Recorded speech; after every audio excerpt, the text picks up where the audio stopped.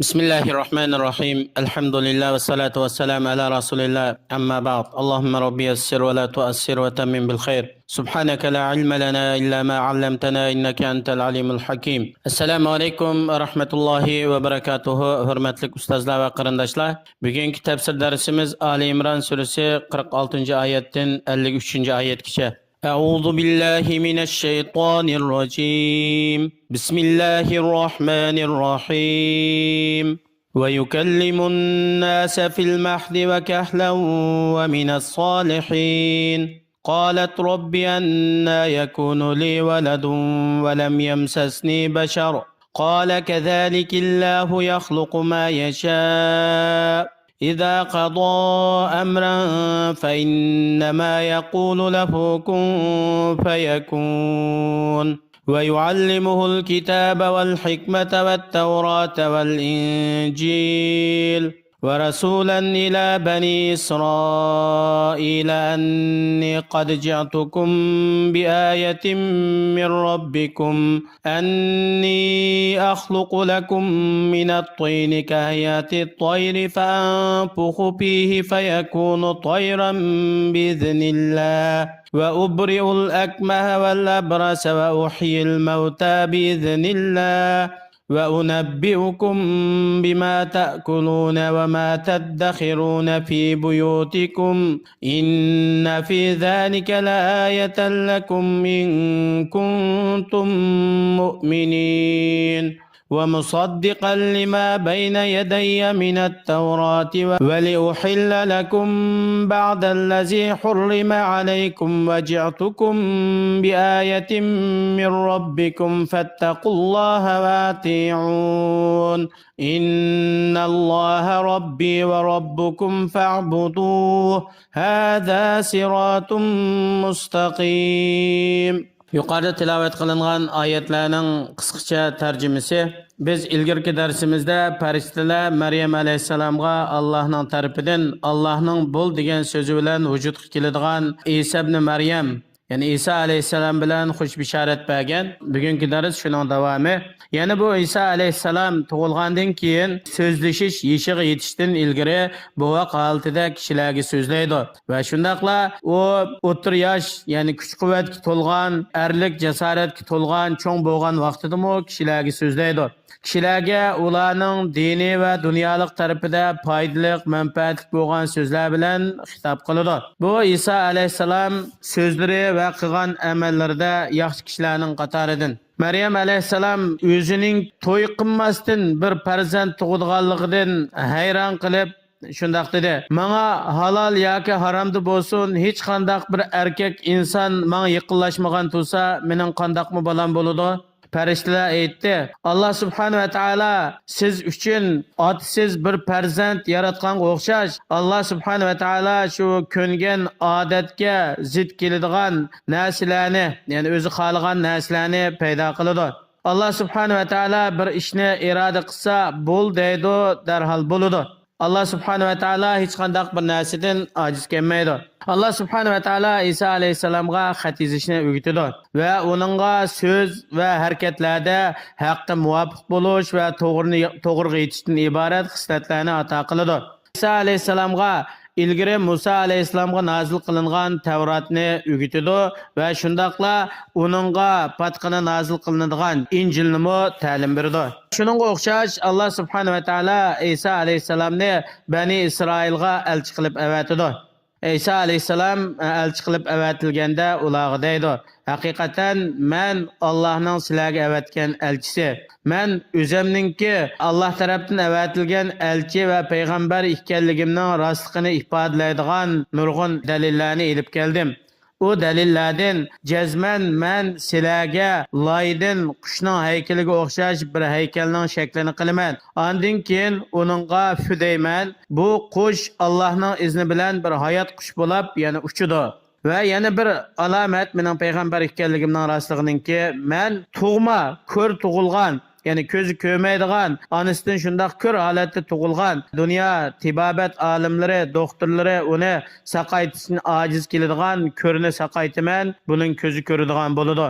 va shuningdek oq kasal, ya'ni pisi bo'lib qolgan kishilarni saqaytaman, buning terisi sog'lom holatga keladi va yana ilgari o'lib ketgan kishilarni tirgizaman. Shuning hammasi Allohning izni bilan bo'ladi. Va shundaqla sizlar yavatgan va uyinglarda yoshirib qo'ygan va maxfiy qilgan yemakliklaringlardan xabar beraman. Men yuqorida sizlarga zikr qilingan mushu katta ishlar buningga inson qodir bo'lolmaydi. Bu ishlarning hammasi mening Allohning tarafidan sizlarga avatilgan Allohning elchisi ekanligimni bildiradigan ochiq oshkora dalil alomatlardir. Agar sizlar Allohga ishonishni maqsad qilsanglar va bu hujjatlarni tasdiqlasanglar, yuqorida so'zlanganlari mening Allohning elchisi ekanligimni bildiradigan ochiq oshkora alomatlardan iborat. Va shundaqla men sizlarga mendan ilgari, ya'ni ilgari Musa alayhisalomga Alloh tarafdan nozil qilingan Tavrotni tasdiqlaydigan va ilgari sizlarga Tavrotda harom qilgan ba'zi narsalarni sizlarga halol qilib beradigan va sizlarga shariat hukmlarini yengillatib beradigan, osonlashtirib beradigan bir kitobni keldim. Bu bo'lsa-mu Injildan iborat. Men sizlarga degan gapimning to'g'ri ekanligini ochiq oshkora hujjat bilan isbotlaydigan dalillarni olib keldim. Sizlar Allohning buyrug'iga bo'ysunish va Allohningki cheklamalaridan yinish va men sizlarni da'vat qilgan Allohning tarafiga chaqirishdan iborat bo'lgan ishda menga itoat qilish bilan Allohga taqvodorlardan bo'linglar. Shu Allah mening va sizlarning Robbinglar. U Allah itoat qilish va taqvodorlik qilinishga haqli bo'lgan yegona yolg'iz Allohdir. Yolg'iz Allohga ibodat qilinglar. Men sizlarni da'vat qilgan va buyurgan yolg'iz Allohga ibodat qilish, Allohga haqiqiy taqvodorlik qilishdan iborat bo'lgan bu ish hech qanday qing'irlik bo'lmagan haqiqiy to'g'ri yo'ldir. فلما أحس عيسى منهم الكفر قال من أنصاري إلى الله قال الحواريون نحن أنصار الله آمنا بالله واشهد بأننا مسلمون.